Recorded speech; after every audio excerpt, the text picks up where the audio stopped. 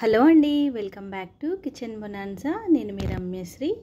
ఈరోజు మనము అన్ని కూరగాయలతో కలిసి మనము కల్లెగూరను తయారు చేద్దామండి. చాలా టేస్టీగా ఉంటుంది. ఇది జనరల్గా అయితే మేము సంక్రాంతి పండగ రోజు తయారు చేస్తామన్నమాట. చాలా టేస్టీగా ఉంటుందండి. అప్పుడు కొత్త కూరగాయలు, కొత్త పంట వస్తుంది కదా, దాంతో మనం చేస్తే చాలా రుచిగా ఉంటుందండి. ఇప్పుడు ఇంట్లో అన్ని కూరగాయలు ఉన్నాయని చెప్పేసి అయితే నేను తయారు చేశాను. మీ దగ్గర ఏ కూరగాయలు ఉన్నా పర్వాలేదండి, దాంతో ఇలా మాత్రం తయారు చేశాననుకోండి, ఇంట్లో వాళ్ళందరూ చాలా ఇష్టపడి తింటారు.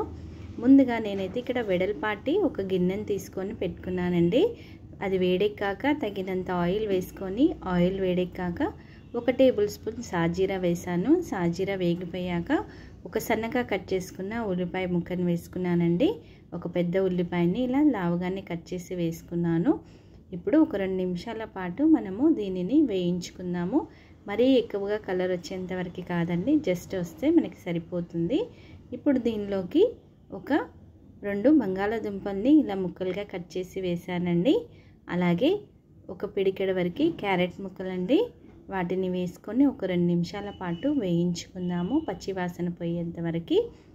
ఇప్పుడు దీనిలోకి మనము కట్ చేసుకున్న టమాటా ముక్కలండి, నేను ఇక్కడ ఒక 3 టమాటాలని తీసుకున్నాను. 1 కప్పు వరకు అయ్యాయండి. వాటిని కూడా నేను ఇక్కడ పెద్దగానే కట్ చేసి వేసానండి. ఇప్పుడు ఇవి వేగుతూ ఉండగా దీనిలోకి మనము అన్ని మసాలాలని యాడ్ చేసుకుందామండి. ఒక 2 నిమిషాల పాటు వేగిపోయాక దీంట్లోకి 1/2 టీ స్పూన్ వరకు అయితే పసుపు ఉండి, అలాగే రుచికి సరిపడా ఉప్పును కూడా వేసేస్తున్నానండి. ఇక్కడ నేను ఒక 2 టేబుల్ స్పూన్ల వరకు వేసాను. మీరు చూసి యాడ్ చేసి వేసుకోండి అన్ని కర్రీస్ని బట్టి. అలాగే రుచికి సరిపడా కారం అండి, నేను ఇక్కడ 2 టేబుల్ స్పూన్ల పైననే వేస్తున్నాను. అంటే అన్ని కూరగాయలు కలిపి నాకు దగ్గరగా ఒక 3 పావు అండి, అంటే 750 గ్రామ్స్ వరకు అయితే అవుతుందండి. ఇప్పుడు 1/2 టేబుల్ స్పూన్ అల్లం వెల్లుల్లి ముద్ద అండి. ఇవన్నీ వేసాము కదా, ఒకసారి బాగా కలిపేసుకుందాము ఒక 2 నిమిషాల పాటు. చాలా టేస్టీగా ఉంటుందండి ఈ కల్లెగూర. మనం ఏ కూరగాయలైనా యాడ్ చేసుకోవచ్చు దీంట్లోకి. ముందుగా అయితే నేను ఇక్కడ కట్ చేసుకున్న చిక్కుడుకాయ అలాగే బీనీస్ వేసానండి. ఒక 1/2 కేజీ వరకు అయితే ఇవి ఉంటాయండి. పెద్దగానే కట్ చేసి వేసాను, ఎందుకంటే మనకి ఉడకడానికి టైం పడుతుంది. అలాగే మనకి ఉడికినా కూడా అన్ని ముక్కలు విడిగిపోవండి, మనకి మంచిగా విడివిడిగా కనిపిస్తాయన్నమాట. మనం ఏం కూరగాయలు వేసాము అనేది మనకి క్లియర్గా తెలవడానికి అని చెప్పేసి నేను ఇక్కడ చిక్కుడుకాయలు ఇంకా బీనీస్ని కొంచెం పెద్దగానే కట్ చేసి వేసాను.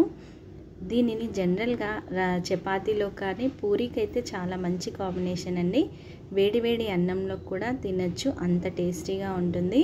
ఇప్పుడు ఒక 2 నిమిషాల పాటు నూనెలో మగ్గించుకుందాము.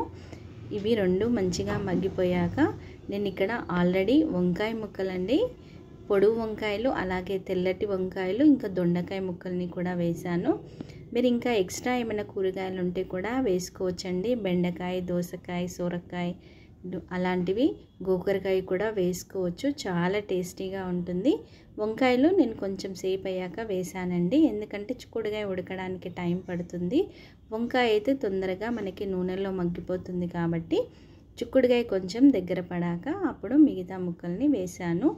వీటిని కూడా ఒక 2 నిమిషాల పాటు లో ఫ్లేమ్లోనే మనం వేయించుకుందామండి, మాడనివ్వకుండా కలుపుతూ. ఇప్పుడు ఈ ఉప్పు కారం అనేటివి బాగా పట్టుకునే విధంగా ఒక 2 నిమిషాల పాటు కలుపుతూ మనము ఉడికించుకుందామండి ఈ కల్లెగూరని. ఇప్పుడు 2 నిమిషాలు అయింది కదండి. నేను ఇక్కడ ఆల్రెడీ 10 రూపాయలది పాలకూర ఉంటుంది కదండి, ఒక 3 నుంచి 4 కట్టల వరకు పాలకూరని అయితే తీసుకొని కట్ చేసుకున్నానండి. అలాగే మీరు ఇంకా వేరే ఆకుకూరల్ని కూడా వేసుకోవచ్చు. తోటకూర, సోయికూరని కూడా వేస్తే చాలా టేస్టీగా ఉంటుందండి. నేను ఇక్కడ సోయికూర వేయలేదు, పాలకూరనే వేసాను. పాలకూర ఒక 10 రూపాయలది అనమాట, అంటే 4 కట్టలు వస్తాయి కదా మనకి, అది వేసానమాట. అలాగే మెంతికూర కూడా వేసానండి, ఒక 2 కట్టలు. చాలా బాగుంటుందండి మెంతికూర అలాగే పాలకూర. ఇంకా మిగిలితే మీకు దగ్గర సోయికూర అవైలబుల్ ఉందనుకోండి, సోయికూర కూడా వేసుకోవచ్చు. అలాగే గోంగూర కూడా వేసుకోవచ్చు అండి మీరు కొంచెం పుల్లగా కావాలనుకుంటే. కానీ నేను ఇక్కడ పాలకూర ఇంకా మెంతికూరనే వేసాను. ఒకసారి దీనిని బాగా కలిపేసుకుందామండి. ఆల్రెడీ మనకి పాలకూరలో వాటర్ ఉంటాయి కాబట్టి మనం ఇప్పుడే యాడ్ చేయాల్సిన అవసరం లేదు. కొంచెము మనకి కూరగాయలు అనేటివి దగ్గర పడేంత వరకు ఈ ఉప్పు కారంలో అలాగే నూనెలోనే పూర్తిగా మగ్గించుకుందాము. ఇప్పుడైతే ఒకసారి బాగా కలిపేసుకుందాము, అవన్నీ బాగా కలిసిపోయేంతలోపు. ఇప్పుడు మూత పెట్టేసి కూరలన్నీ ఉడికేంత వరకు మనము మగ్గించుకుందామండి. మూత పెట్టేసి ఒక 10 నిమిషాల పాటు మగ్గించుకున్నాక మూత తీసి చూద్దామండి. చూసారు కదండి, మంచిగా కూర ముక్కలన్నీ మంచిగా ఉడికిపోయాయి. దొండకాయ అలాగే చిక్కుడుకాయ మనం వేసిన పాలకూర కూడా మొత్తం దగ్గర పడింది. చూసారు కదా, ముక్కలు కూడా మనకి క్లియర్గా కనిపిస్తున్నాయి. ఆలుగడ్డ అలాగే క్యారెట్, బీన్స్, చిక్కుడుకాయ, వంకాయలు. ఇప్పుడు దీంట్లోకి నాకు కొంచెం ఉప్పు తక్కువగా అయిందండి, అది కొంచెం వేసేసి మరి ఒకసారి కలిపేసుకుంటున్నాను. కారం అయితే సరిపోయింది. ఇక్కడ మనం ఏమి వేయాల్సిన అవసరం లేదండి, ధనియాల పొడి, జీలకర్ర పొడి, గరం మసాలా అలాంటివి. ఎందుకంటే ఇప్పుడు ఆల్రెడీ మనం మెంతికూర వేసాం కాబట్టి వేయాల్సిన అవసరం లేదు. ఇంకా చిక్కుడుకాయలోంచి ఫ్లేవర్ కూడా చాలా బాగా వస్తుంది కదండి, అలాగే వంకాయలో కూడా మంచి ఫ్లేవర్ ఉంటుంది. మనము అందుకే ఇక్కడ ఇవేమి వేయాల్సిన అవసరం లేదు. అయినా కూడా చాలా టేస్టీగా తయారవుతుందండి ఈ కల్లెగూర. ఇప్పుడు నేనైతే ఇక్కడ ఒక హాఫ్ గ్లాస్ వరకు అయితే వాటర్ని యాడ్ చేశానండి, కొంచెం సెమీ గ్రేవీ లాగా ఉండాలని చెప్పేసి. లేదంటే మీరు డైరెక్ట్గా ఇలాగే ముద్దకూరలాగా కూడా తినేయచ్చు. కానీ కొంచెం గ్రేవీ ఉంటే అన్నంలో కానీ చపాతీలో కానీ మంచి కాంబినేషన్ అండి.